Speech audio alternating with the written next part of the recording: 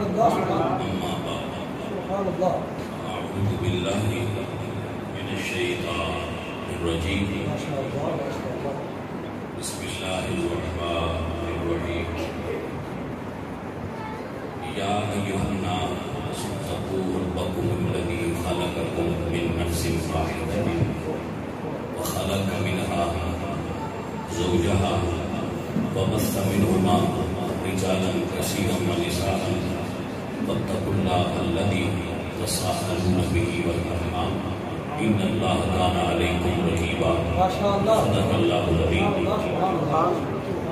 إن الله وملائكته يصلون على النبي يا أيها الذين آمنوا صلوا عليه وسلموا تسليما الصلاة والسلام عليك يا سيدي يا رسول الله وعلى آلك وأصحابك يا رفعت السلام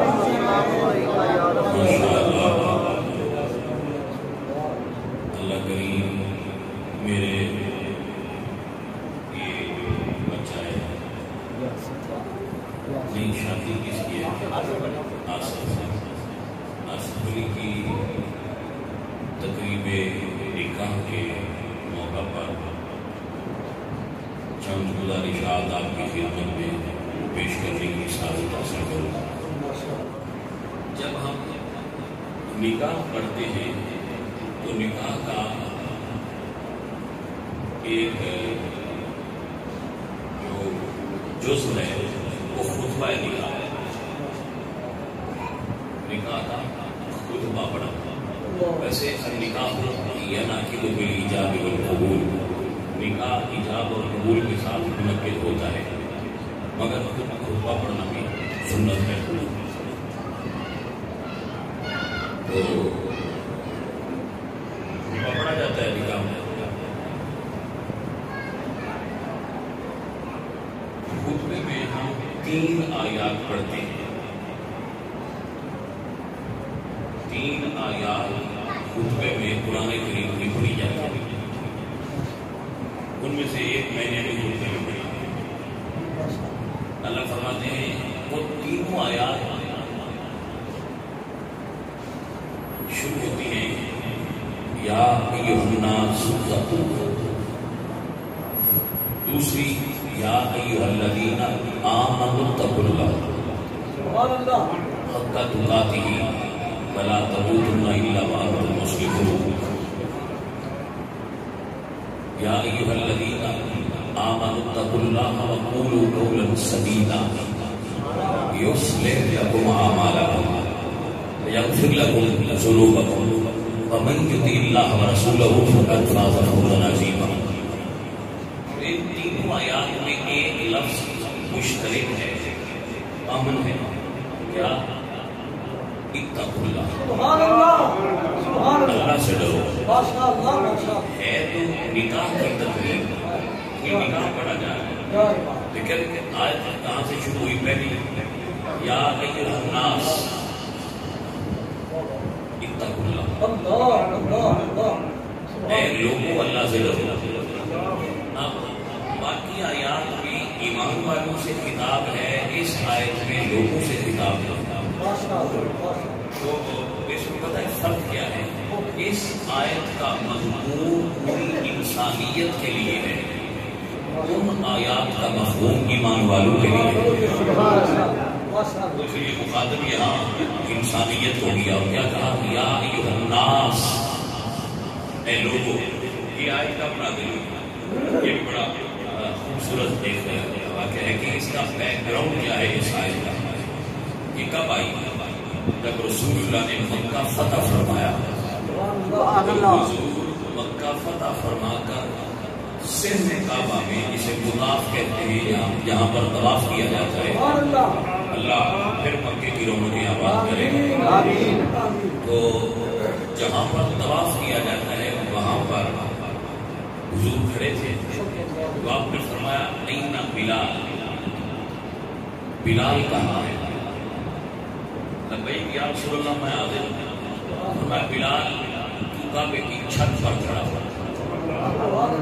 کعبہ اللہ کا گھر ہے، وہ ایک مقدس مقام ہے جس کے بارے میں اللہ فرماتے ہیں ان اول بیت وضع للناس الذی ببکۃ مبارکا وہدی للعالمین، یہ برکت والا بھی ہے اور ہدایت والا بھی ہے۔ تو وہ برکت والا ہدایت والا اللہ کا گھر بیت اللہ وہ نیچے تھا اور بلال کا قدم اس کے اوپر تھا۔ اب یہاں پر کچھ لوگ جو ہیں وہ کھڑے ہوئے تھے، طواف میں مسلمان تھے، انہوں نے یہ بات کی کہ یہ تو حبشی ہے اور غلام ہے،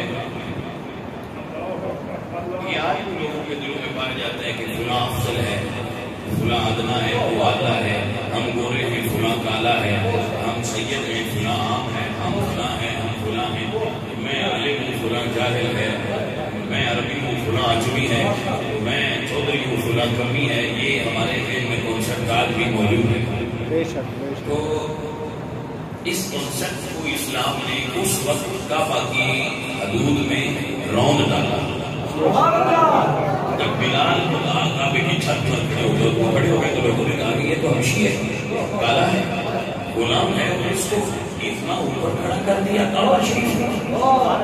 اس وقت اللہ نے یہ آیت نازل فرمائی کہ محبوب ان لوگوں سے کہیے یا ایھا الناس اتقوا ربکم الذی خلقکم من نفس واحدہ، اللہ سے ڈرو جس نے تمہیں ایک جان سے پیدا کیا، وخلق منہا زوجہا، اور اس ایک جان یعنی حضرت آدم سے پھر ان کی زوجہ کو پیدا فرمایا، ان کی بیوی کو پیدا فرمایا، وبث منہما رجالا کثیرا ونساء، اور پھر اس سے کثیر تعداد میں مرد اور عورتیں پیدا کی۔ یہ جو کثرت ہے نا، یہ اللہ کی عطا ہے۔ آج کل لوگ یہ کہتے ہیں، ایک سوال کرتے ہیں کہ یہ سید اتنے زیادہ کیوں ہیں؟ سید اتنے زیادہ کیوں ہیں؟ تو میں ان لوگوں کو کہتا ہوں کہ ابھی جدید تحقیق آئی ہے، شاید آپ نیٹ کھولیں تو آپ کو مل جائے کہ چنگیز خان کی ڈی این اے یعنی اس کی اولاد اس وقت منگولیا اور چائنا کے ارد گرد جو انہوں نے ٹیسٹ کیے ہیں اس کے مطابق 1,60,00,000 انسان چنگیز خان کی اولاد میں سے ابھی زندہ نہیں ہے۔ 1,60,00,000 لوگوں میں چنگیز خان کا ڈی این اے موجود ہے۔ اور یہاں سن لیں، چنگیز خان کو اللہ نے یہ نہیں کہا انا اعطیناک الکوثر، اور مصطفیٰ کو فرمایا محبوب میں تیری اولاد میں کثرت ہو۔ جس کے لیے نہیں کہا 1,60,00,000 تو اس کے ہوئے، تو جس کو اللہ نے کہا کہ میں تمہاری اولاد کو ہے محبوب محمد کثرت دوں گا، ان کی اولاد دنیا کے کونے کونے میں ہے، اس پر حیرت کیا؟ تو سادات کا کثیر ہونا یہ اللہ تعالیٰ کی اپنے محبوب کی اولاد کو عطا ہے۔ خیر یہ پہ مسئلہ تھا، چلے ہو گیا۔ اللہ فرماتے ہیں پھر آدم سے کثیر تعداد میں مردوں اور عورتوں کو پیدا کیا۔ واتقوا اللہ الذی تساءلون بہ، اس اللہ سے ڈرو جو تم سے اس بارے میں سوال کرے۔ والارحام، اور اپنے رشتہ داروں کے ساتھ اچھا سلوک کرو۔ ان اللہ کان علیکم رقیبا، بے شک اللہ تمہارا نگران ہے۔ رقیب نظر رکھنے والے، آپ کو سمجھ آئے؟ ہمارے یہاں لوگ اردو میں جو کسی کے برے کاموں پر نظر رکھتا ہو اسے رقیب کہتے ہیں۔ آپ کو سمجھ آ گئی؟ تو یہ رقیب تو اللہ کی صفت ہے۔ اللہ فرماتے ہیں ان اللہ کان علیکم رقیبا، میں تمہارا نگران ہوں، اللہ تم پر نگران ہے۔ تو ایمان والے کو ہر وقت ایمان والا وہ ہے جس کو ہر وقت کی یقین ہو کہ وہ مجھے دیکھ رہا ہے. وہ ایک بزرگ تھے اور ان کے ایک مرید تھے.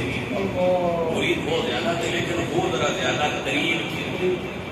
تو باقی مریدوں کو اس پر اعتراض ہوا کہ فلاں پیر صاحب بڑا قریب رکھتے ہیں. انہوں نے کہا اچھا یار کبھی آپ کو دکھائیں گے کہ قریب کیوں ہے. وہ جو دعوے دار تھے کہ ہمیں بھی پیر صاحب کے زیادہ قریب ہونا چاہیے, بزرگوں کے زیادہ قریب ہونا چاہیے, ان سب کو بلا کر پیر صاحب نے ایک چھری اور ایک مرغا دیا اور کہا جاؤ اس کو وہاں ذبح کر کے لاؤ جہاں پر کوئی دیکھ نہ رہا ہو, کوئی دیکھنے والا نہ ہو. وہ چلے گئے. کسی نے کہا جی میں نے کمرے کے اندر ذبح کیا ہے, کوئی نہیں دیکھ رہا. کسی نے کہا میں نے کھیت میں ذبح کیا ہے, کوئی نہیں دیکھ رہا. سب نے کوئی ایسی جگہ جو سیپریٹ جگہ سیکرٹ جگہ تھی وہ بتائی کہ وہاں ذبح کیا, وہاں ذبح کیا, کوئی نہیں دیکھ رہا تھا. وہ جو پیر صاحب کے قریب رہتا تھا وہ زندہ لے آیا.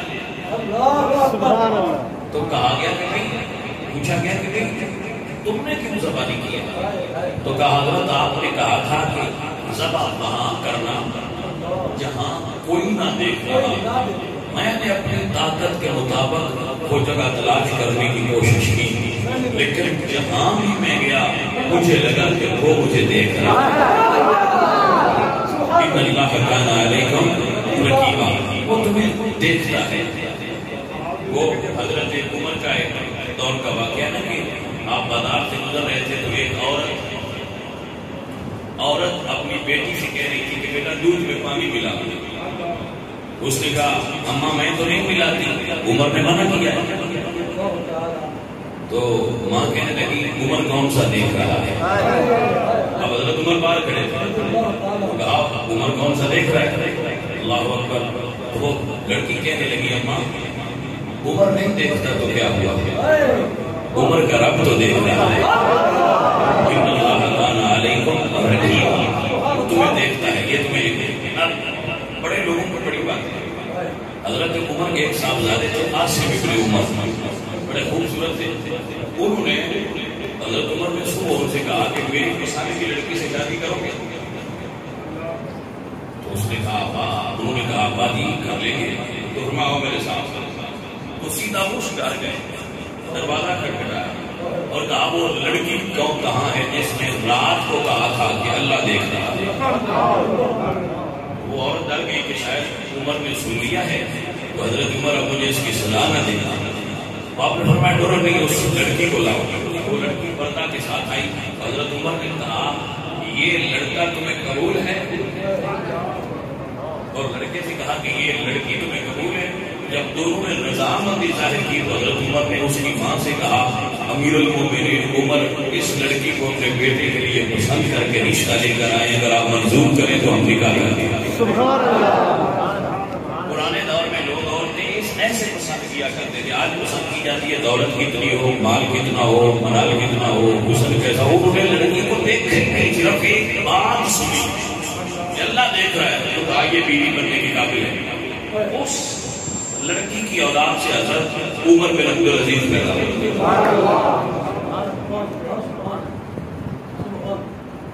تو اللہ دیکھ رہا ہے.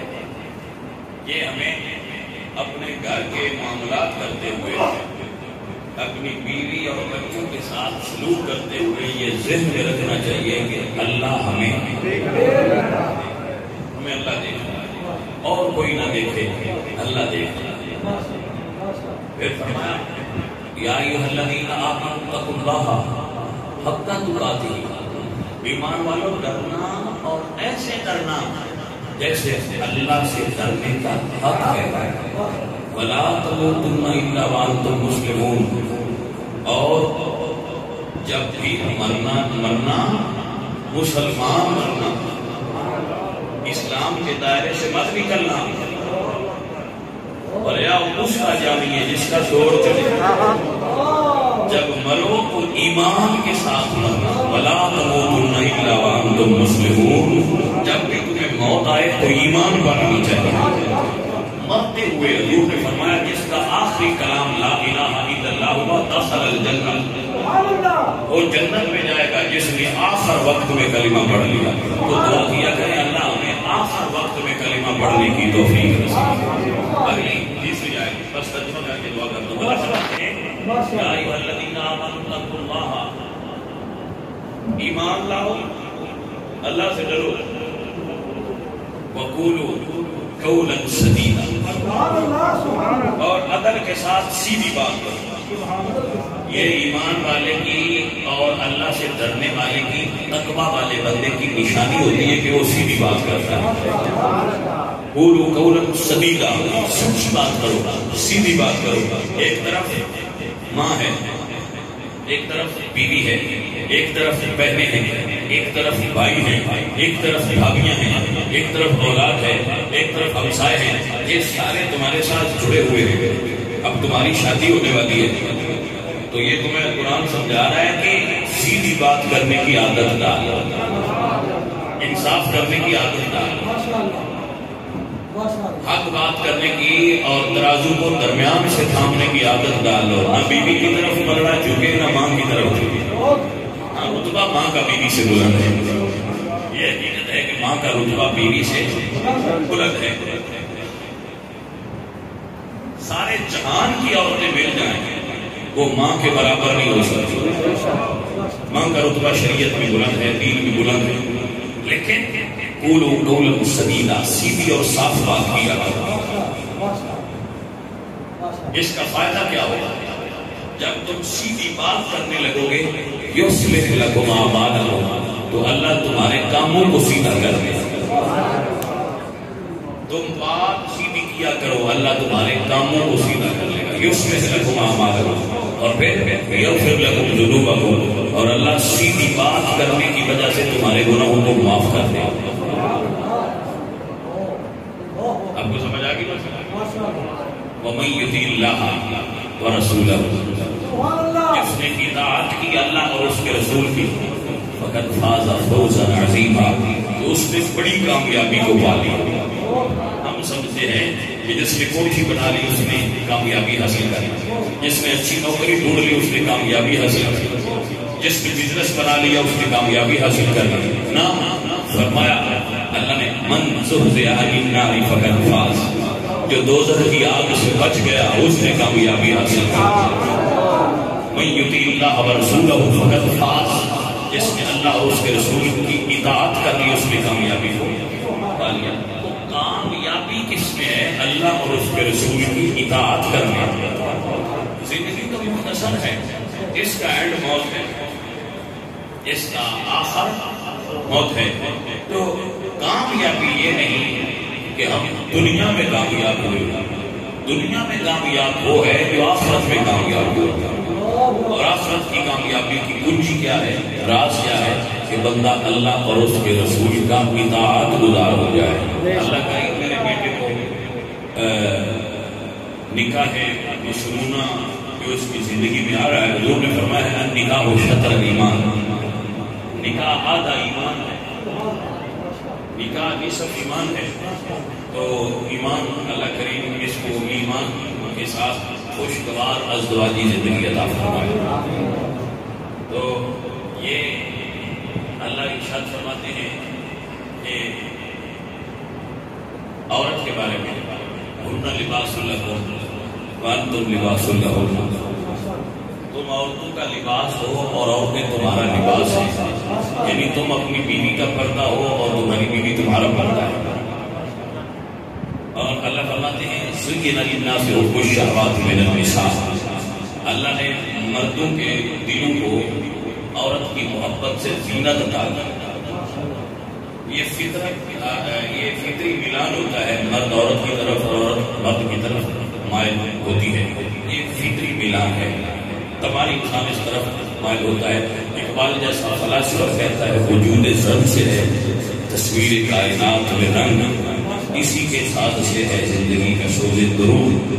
یعنی کائنات کی تصویر میں جو خوبصورتی کے رنگ ہیں یہ عورت کی وجہ سے، ماں کے روح میں، بہن کے روح میں، بیٹی کے روح میں، بیوی کے روح میں، ہر روح میں عورت تصویر کائنات میں رنگ بھرتی ہے.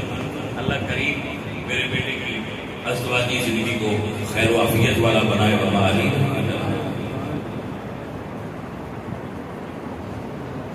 سلام پڑھ مصطفیٰ جانے رحمت پیدا سلام شمع بز میں